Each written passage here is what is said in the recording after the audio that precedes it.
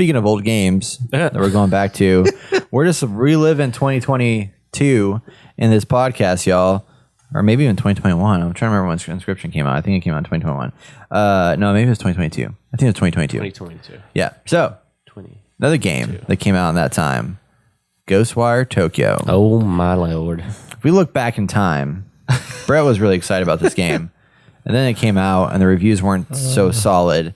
So I kind of let it sit there for a little bit. But I was like, I'm going to get back into it. Yeah, I didn't know if we reviewed it or not, because I remember you were like super pumped, super excited. I never did. I never got it. And one day, it came out on a Steam sale. No, a PlayStation sale. I was like, I'm going to buy it. So I bought it for like $15 and never played it. And then, Jason, what happened? So a couple of things happened with this game, actually. At one of our events, I believe someone was talking to me about the game. Oh, really? They're like, have you played it at all? And I was just like, I heard bad things about it, and it didn't look that great to me. Because whenever you saw it, you were like, oh, so hyped. And I was just like, I wasn't convincing enough? You weren't convincing enough. Okay. But this guy said... Fine, fuck you. This guy was telling me that it's an outstanding game and I need to try it. Refused to buy it. Right? Yeah. Still refused to buy it. And then I saw it was coming to Xbox Game Pass. And I was just like, guess who has Xbox Game Pass and want to play a game because I just beat a game? This guy. Man. See how much we change your life by introducing a Game Pass, man? I know, man. It's life-changing. It's life-changing. It's so much better than the PlayStation one. I'm just... Yeah. It is. I'm just like... This is stuff coming out there left and right. Yeah, I know. And I've played so many games on that damn thing and haven't spent... Well, of course, I spent my monthly subscription, but shit, it is worth it. But yeah, I started playing Ghostwire Tokyo, and I asked you if you wanted to review on a podcast, and you're like, yeah, I need to play it. And I was like, well, it's on the Xbox Game Pass. It's like, well, I already bought it. And I was just like, oh. Yep. I already bought it, and I was very sad about that. But it's okay. So I started playing it. You started playing it. I think we're about in the same spot. I think so. About two and a half hours in. Yeah. And it is, so I will say, I kind of wish I did play it on PC though, because it's first person, which is interesting so the people that made this is Tango Gameworks, and they previously made the Evil Within series, which is a third person horror game. Yes. Yeah. Yes, so it was interesting to see them jump into this in a first person perspective. But I like mouse and keyboard for first person. So I was kind of sad that I'm like using controller, but it's okay. I can get through it. I'm using a controller. Freaking rookie. I'm just kidding. But yeah, so this game didn't do well on launch, but it's on Game Pass. So we're going to jump back and revisit this game and give it a little first look here in our early hours of the game. First look. So it seems like when you first drop in this game, like it's dubbed. It's a Japanese game, so it's got some dubbings going on, and there's this. You're in this Japanese town. Definitely reminds me, like it has a lot of like already like Yakuza vibes in a way of just like the menus and like how like things like are set up and designed and the way the cinematography works and everything like that, which I thought was interesting, but in a good way. And there's this like mysterious figure. There's this thing that's like trying to look around for a body, like a vessel, I guess. Oh, you're going over what happened. So basically, Akito, is that his name? Yes, Akito. He is going to go visit his sister in the hospital because something happened, and it's his fault that she's in the hospital, which you kind of find out later on. But as he's heading there, he gets into a car wreck. When that happens, he's on the verge of death, and then we get a first-person view of this like spirit trying to find a body, basically, and he hits a person that's alive. He's like, damn it, he's alive, I can't take this one. So he sees Akito and jumps into his body, but Akito wasn't fully dead, I'm assuming. No, because he couldn't take full control of his body, and KK, the spirit that possessed him, is able to give him his abilities, his spirit powers, and all this other jazz, but he doesn't have full control. So it's basically what you mentioned before, the nice side companion that's always talking to Akito. But when that happens, a giant fog comes through and starts like, I guess, killing all these people. Well, now they turn into spirits. Yeah, they vanish, but they're spirits now. Yeah. So they're just floating spirits without a home. and then the big bad shows up, and he's just like, we are going to devour all these spirits, and Some the mass underworld figure or something. Yeah, the underworld is coming to take over this world, and basically close off Japan, Tokyo, and has like a feasting party with all these spirits and just taking them to the underworld, and you're there to save your sister and get these spirits back to a safe location, from what I can tell. Yeah, it sounds like you take them outside of like the circle, I guess, or like the fog sphere by some guy. Like you pick up these spirits throughout the game, and as you pick them up, you go to this phone booth and you talk to some guy named, I think, Ed or something like that. His name's Ed, and like you open up the phone booth, you use the piece of paper that you like get the spirits back, you throw it in the phone booth, and somehow technology takes them to I just think of the Matrix every time he does it, but sends the spirits over into a safe area outside the fog where they can be free little spirits. So that's one of those many like side questy like collectible thingies you can do to like level up your character, and in turn get more money, get like level up like stats and stuff like that from that, which is kind of cool. Max up your HP.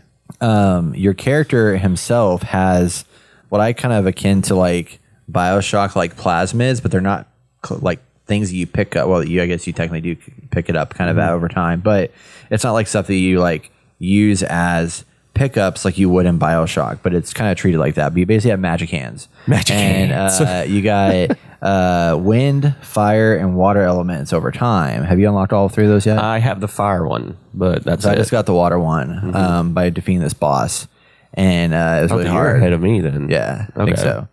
So I got the water one, which is cool. But it's interesting. I didn't realize it took a while for it to click for me that like when you just have the wind at the beginning, like the little green number down there is like it's basically your ammo. Yeah, and you had to like I knew you had to go up and bash it up, but I didn't put two and two together. Like, oh, this is just ammunition, basically. Yeah, but it's because they were like calling it like energy or something like that. But energy that came over from the underworld is there, and you can like you'll see it like not possessed, but part of like a vehicle, a pot, or a vacuum that's just floating in midair. And all you do is destroy it to regain your ammunition for your fire, wind, and air. If anybody ever played Alan Wake, it reminds me a lot of like some weird possessed stuff in that game. Like the way this stuff was possessed in that game is very similar in here. Oh yeah.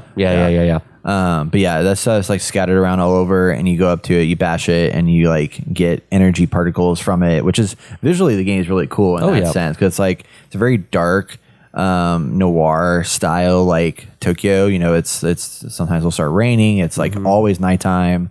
You're running around these streets that are like really well lit, like with really cool like lighting effects and stuff going on. But then like when you like use your magical powers, I mean it's like green, red, and blue. Bright colors that like pop into the screen and everything, which is really neat. Even though it's like super colorful, it's still a spooky game. Like it has its moments where it's like spooky, and I have all the lights off because I just bought the LEDs for the back of my monitor that like matches the color on the screen. Spooky, very spooky and very colorful. But no, I'm highly enjoying this game. I wasn't expecting it. It is open world, which. Much bigger world than I thought it was going to be, too. A lot bigger. It seems pretty sizable. But, I mean, you have to unlock certain areas by cleansing temples and stuff to unlock the fog that is, like, bad to get into. That will kill you. If you step in the fog, it's like the fog of war in, like, an RTS. But when you step into it, like, you start dying really fast. And you don't want to be in the fog.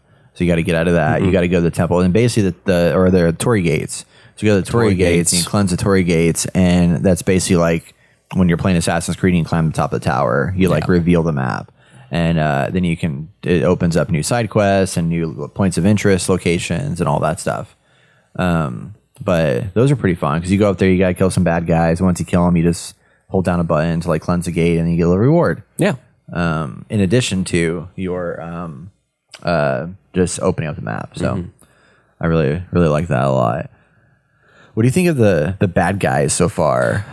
So I've only dealt with the umbrella guys and the little girls without heads. And are those the ones that shoot the little red fireballs at you? That girl has a head, but yeah, she shoots like the slow fireball things. I hate those things, man. Yeah, they overwhelm me. She's always the first one I take out. Yeah, like right away. I keep forgetting that there's a block button. Oh yeah, like all the fucking L1, time. Yeah. And there's no dodge. So there is. There is. You have to unlock it. It's one of the ability upgrades and stuff like that. But it's like it's a weird. It's like a dodge. Well, I guess it's not weird. But you have to like click R3 in a direction or click one of the triggers down in the direction you're going. But you have to unlock it. The mapping on the controller is very strange to me because like usually if you're scanning something, like if you have a video game that you scan, you click on the joystick, right? It's either left or right. In this one, it's the I guess it would be the square button. Yeah. And I'm like, that's so weird. A lot of the mappings are strange. Like I thought the L1 for block was weird. Yeah, that was But then weird. it made sense when you aim with L2, which makes sense. But I also thought that I could see. I mean, block usually is like circle or something like that. Yeah, it's usually like on the button pattern, but I don't know. It takes a while to get used to it. I don't know why. Yeah. I mean, it makes sense once you get into it because like once you unlock all the different weapons, I think R1 is your weapon wheel to like select your different abilities and stuff, and then L2 is your aim down sights. R2 is just your shoot like you'd expect. What was triangle? Triangle's the hill. And you got to hold it. That's right. Which took me forever. Yeah, I thought I just touched when I it. first started playing, I was touching it too, and I was like, "Oh, I'm healing, I guess." And I realized, "Oh no, that's just cycling through it. You have to hold it down." You have to like, hold son it down. of a bitch. Yeah, it's so annoying. Yeah, but I mean, after a while, that's like a small complaint of mine. Yeah. The world itself, like the one part that annoys me is like I'll run into a ghost, or that's like not really an enemy or something. It's just like a ghost that's there. And like these guys are talking about it like I already know what kind of ghost it is. Like, oh, it's a shumi shumi or whatever. I'm like, and they don't go in detail what it does, you know? And I'm like, okay. you have to go on your. I don't want to read it. I don't want to read it. I don't want to read it. Well, you have to, man. That's how you find out. Oh man. But I'm really enjoying this game, and I do like the feature of I'm still getting the hang of it like you have this like Doctor Strange tether that you can use to like climb buildings and shit when you see those birds. Totally forgot I had that for the longest time, and I was trying to figure out how to get up top on this building. Had to look into that because you don't use it as often as you would think. See, and that's what I was surprised by because when I heard people talking about this game, they were like, "Yeah, I'm running across rooftops all the time." I was like, "Oh, there's gonna be like just literally birds on every freaking corner of the building," but there wasn't. I mean, they're strategically placed. I feel like based on like where you are. Most of the time, it's spent on the ground. But I mean, you can like technically run around everywhere and do some stuff. And this thing took me a while, where you do the hand signal in order to the hand like purge like that, purge an enemy or something like that. You basically have to use the joystick to like match the way it went. But I was using my I think my left joystick, and it wasn't working at all. And I was just like, what is going on? Because it didn't explain like which one to use. Yeah. Or a good tutorial system, but I figured it out eventually. I don't know. Like, there's some bad things about this game, but there's like, for how much I paid for it, it was worth it. Yeah. I mean, there's definitely like a lot of the things that we're talking about are things that like are just to be it's a Japanese game. It's different, you know, the way in which they map things. I think it is. Yeah. Like the way in which they have mappings and stuff like that. It's always a different feeling game. Yeah. But like one thing I thought was really funny, it's like they have these little shops everywhere, these little marts, and it reminds me so much of Yakuza, because you go into Yakuza and they have highly detailed images of these like sashimis and whatever you can like purchase and buy, and they have the same kind of thing in here. It's a very, very similar game. It's just a dark version of it. And it's first person, of course, but yeah, the combat is really cool. There's these things like these life cores that you can like rip out of the bad guys. So after you damage them enough, you have to like hold down L2, and then it like pulls out the life core. And if you do that, basically that's how you get your ammunition back from that person. Or if you like sneak up behind them. Oh yeah, you can do like a stealth takedown, which is awesome. Yeah, those are always enjoyable. But yeah, it's cool because like every attack, like you have, you know, you get most ammunition from your wind attack, but your fire attack does like fire shots, and your water does like water like throws out like a line of water at you. So it's more like a broad range attack. And there's different ammunition maxes per one, but each one also has a hold down ability where you hold it down and it does something different. So like the fire Charge one is attack. really cool. If you hold down the charge attack, it's like a big ass explosion. The wind one is like it like supposed to be hits like a multiple torrent, enemies. yeah. It seems like, yeah. And then the water one is just like a big like water bubble thing that hits people and stuff like that. But I like the different abilities, and I mean the skill tree is extensive. So like I was looking at the skill tree and like all the things you can unlock like as you level up your character. There's a lot of stuff you can do to enhance your abilities as you're playing. Unlock new things. I just unlocked a ground pound, so if I'm like up on the air, I can like jump down and like smash on the ground to like hit a bunch of bad guys at once. Unlock the tether one where you can like if you're above them, you can like Oh yeah, I got that one too. like Where you zoom can, into them and kill latch 'em. on them or whatever. Oh yeah, you have bow and arrow too, which I never use. Yeah, I haven't used it much either. I use it. The only time I use it, well, actually, I don't use it for that because I use the for when you go to the affliction area or like the areas that got all the red shit everywhere. You have to like cleanse it or whatever.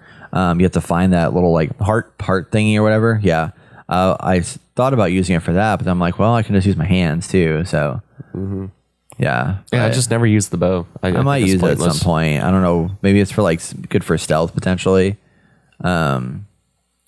But yeah, very extensive skill tree, which I Yep. thought was cool.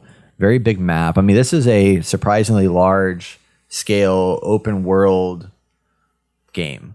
Lots of side quests to do, lots of baddies to kill. Very lifeless world overall. I mean, everybody's dead Everyone's basically. dead. So it's kind of weird in that sense. You're going through this massive world, but there's like nobody. It's like literally everything's there to kill you, except for the little doggies. Doggies, There's little the cats, doggies, like and the cats. The animals yeah. are still alive. I talked to a raccoon. Oh yeah, that's cool. You have the ability where you can talk to animals. Yeah, you can read their thoughts. You can give like the dogs dog food, and they'll find like gold for you. The cats run the shops for some was hilarious, yeah. reason. They run the shops and they like buy things from them. There's one cat that you can do like you find items for. You can get money for them. So I think I found a lion's head or some shit like that, a mask. Gave it to him. He gave me some maki. So Yeah. I think that's what the currency's called. So You think you're gonna finish this game? oh yeah, most definitely. Like just I heard it's pretty short too. It's like 12 hours, something like that. So really yeah, it's not very long, which is weird for being such a big open world. Like you can get through the story in like 12 hours. Damn, that'll be disappointing. But then it's the side quests. So I mean, there's a lot of side quests that probably would expand that a little bit. yeah, and there's a lot of collectibles too. Yeah. I think I'll probably like beat this just in time for Jedi Survivor to come out. Yeah. So that's the purpose of it. It's just play something until something else comes out. I still got 5,000 games I gotta play and finish before Jedi Survivor comes out. Like Fallen Order. Like Fallen Order. Oh my gosh. Have you customized your character yet? No, I think it's pointless. It's one of those deals. Like this is one where I agree. It's like it's not multiplayer, so it's like why should I customize a character that I can't see? I really thought they were coming out with multiplayer for it for Nah, some brah. reason. I don't know why. Let's see here. maybe at some point Oopsie. it would be a good one for that, like some kind of arena combat, something or another. Yeah. Or like, I don't know, do some campaign missions together. Yeah.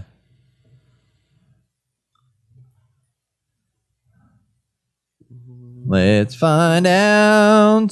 One of the big questions, new players, is whether or not Ghostwire Tokyo will have player No, element. nothing. Nothing. It is kind of cool though. On Steam, it's got 9 out of 10. So it's got. Oh no, never mind. Recent reviews are mixed. Oh, there was recently a content update. Really? I wonder if they'll come out with some kind of DLC for it then. They added a character named De Nuvo De Nuvo. after release.